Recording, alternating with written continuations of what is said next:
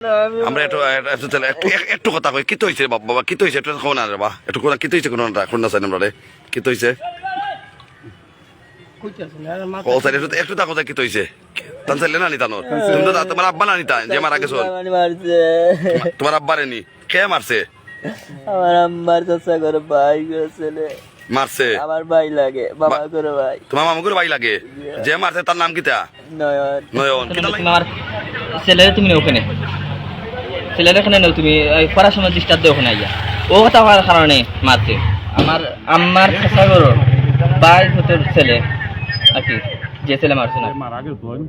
এর নাম মৌলানা কারি মোহাম্মদ জুবাইর আহমদ তানজিনা আহমদ দাখিল মাদ্রাসার সুপারিনটেন্ডেন্ট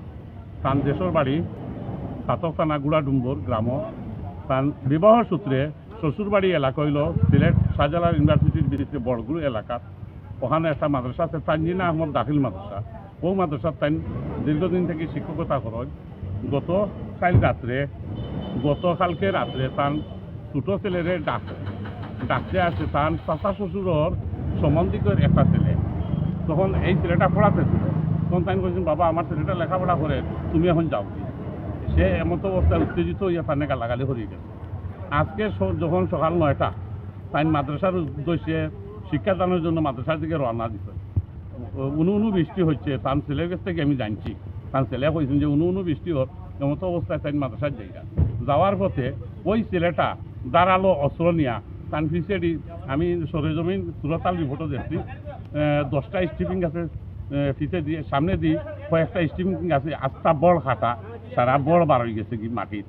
তারা বান্ধিয়া লইয়া আইছেন আমার অনুমানিক 9:45 তার ছেলে বন্দি হয়েছে চাচা আপনি একটু উসমানী মেডিকেলের জরুরি বিভাগ আউকা আমার আব্বারে অমলা আমার মামাতো এক বাইয়ে চাকুদি ভাড়াইয়া মারিলি তো আমি ইমার্জেন্সি যাওয়ার বাদে তাই নিজে আমার হয়েছে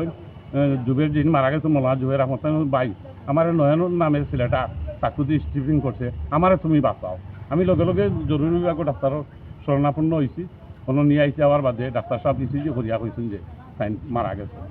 এরপরে আমরা শেষ কাল ধরা লাগি তবে আমি যতটুকু জানি মোলা জুবের আহমদের লগে আমার 13 বছর বয়স থাকি তার লগে পরিচিত একলগে আমরা লেখাপড়া করছি আর সিলেট টাউনও আমার আজ 35 বছর তার লগে সুসম্পর্কে একলগে আমি ফার্মেসির ব্যবসা করছি